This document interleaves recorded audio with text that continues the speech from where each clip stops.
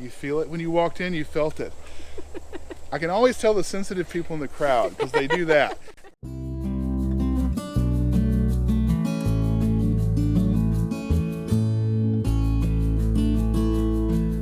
So anyway, so these are yours. This is Bamboo multiplex silver stripe, and these are really big examples of that.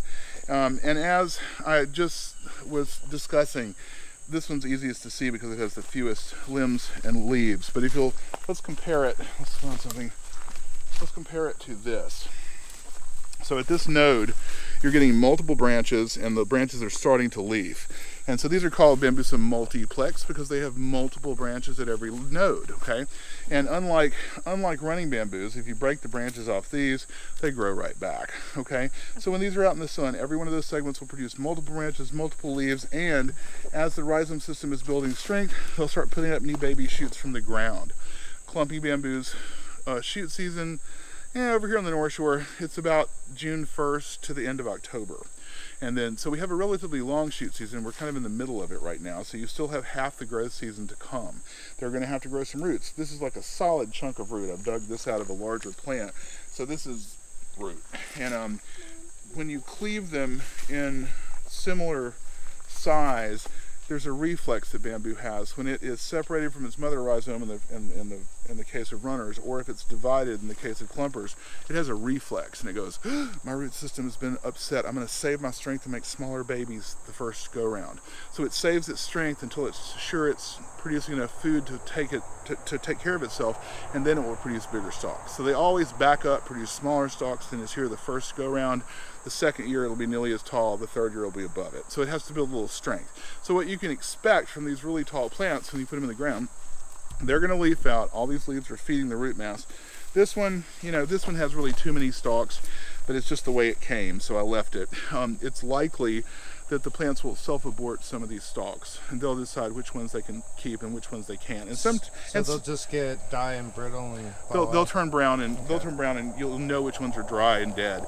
But when we cut them with a shovel like this, their rhizomes are curved, and sometimes we cut when we can't see. So some of them may die, but these are just individual blades of grass. Fear not, it's going to produce these forever. So after the first year in the ground, after they get settled, next summer will be the huge shoot season, and they can produce dozens and dozens of stalks over the course of the whole summer. The smaller ones can go up to 4 dozen. These may be like 3 dozen. So it's going to take not very long for them to get really big. When you plant these guys, we need to plant them level with the ground or slightly above. Y'all have rolling hills where you are, huh? Yeah. So plant them as deep as you want. We just don't want them to create a saucer on top of them and hold water, so we don't want to sink them in the ground. Okay, because our soil around here is fairly clay-based underneath the topsoil. Oh yeah, we got tons of clay. Well, clay's okay. They'll grow into the clay, but clay doesn't percolate well. So if you dig a hole in the clay and then stick this in it with some nice loose dirt, what have you done? You've created a bathtub that holds water when it rains. So, so when you plant these things, because of their height, this is a good example to look at. Because of their height, if you can kind of put this on the ground and see if that's not very deep, and you can just dig a hole and plug it. Just dig at the shape of this thing. And then plug it. That'll help it stand up better, so if you don't disturb the dirt around it too much. And then we're going to feed and mulch it on the top of the ground, and that will filter down in and do it. And I have some instructions inside for you for that, okay? So anyway, so these are they, and let's go. I'm going to drag these around, and we'll go put them on your trailer. And actually the easiest way to do this is like this. Grab the bottom and let it fall.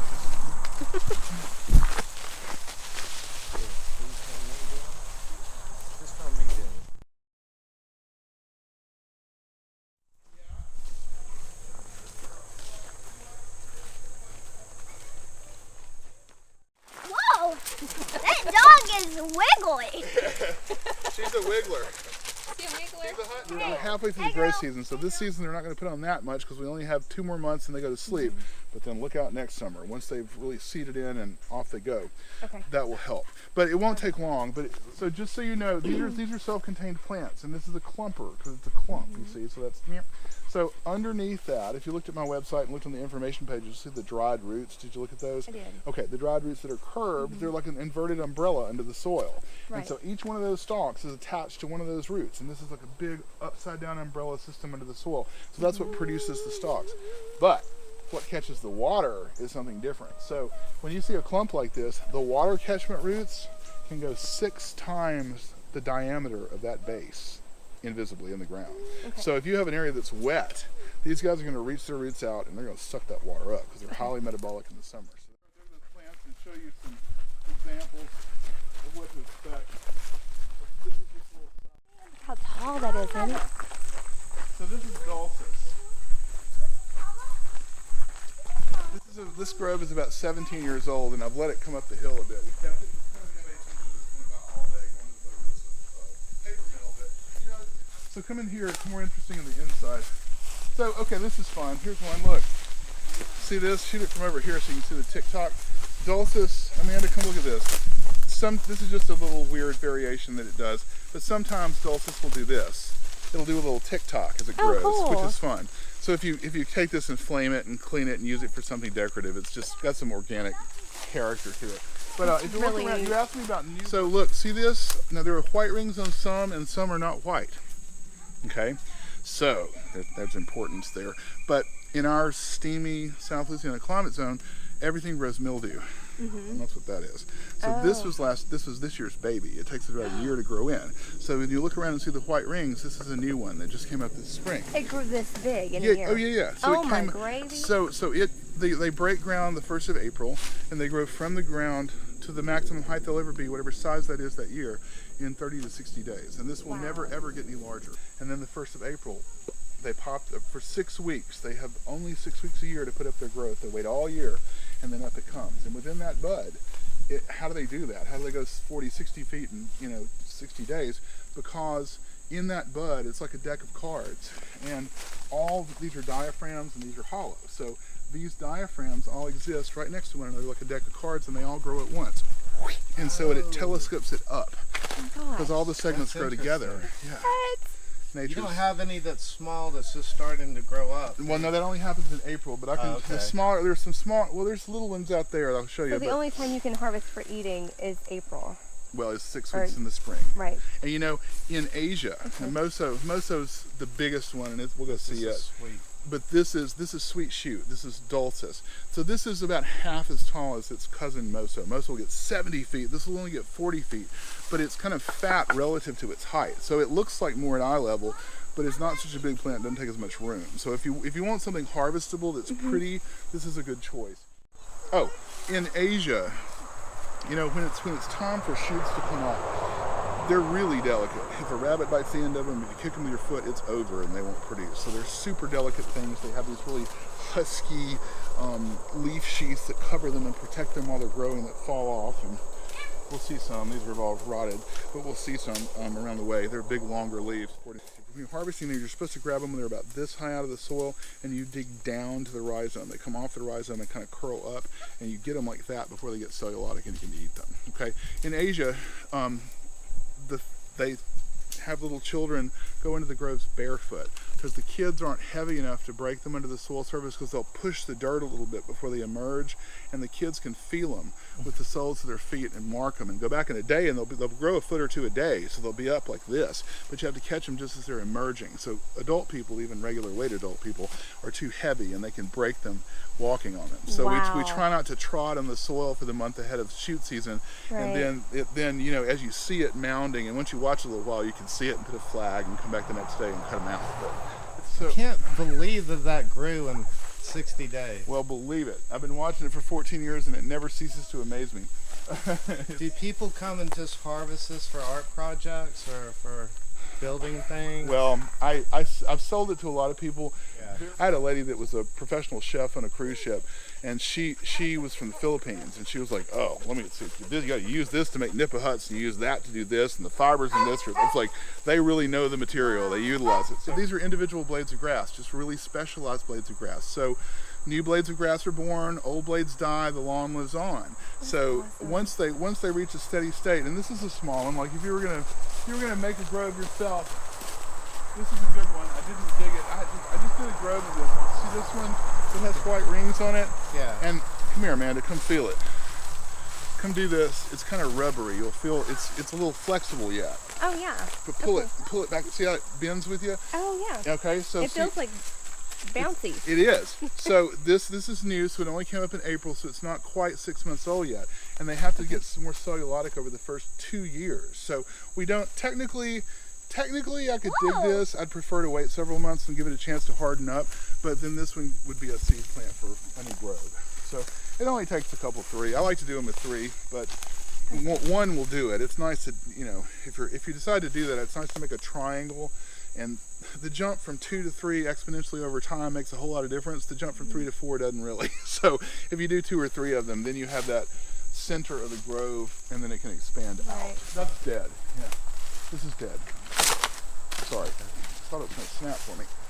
Nope, it's too rotten to snap. Well, it does fine. Fibers? It's fine in a wood chipper, except I wouldn't do a lot of it because bamboo stalks have silica in them, and it dulls your blades. Okay. I used to rent commercial ones because when we cleaned the groves initially when I came here, we turned them into mulch and put them back on the groves. Right.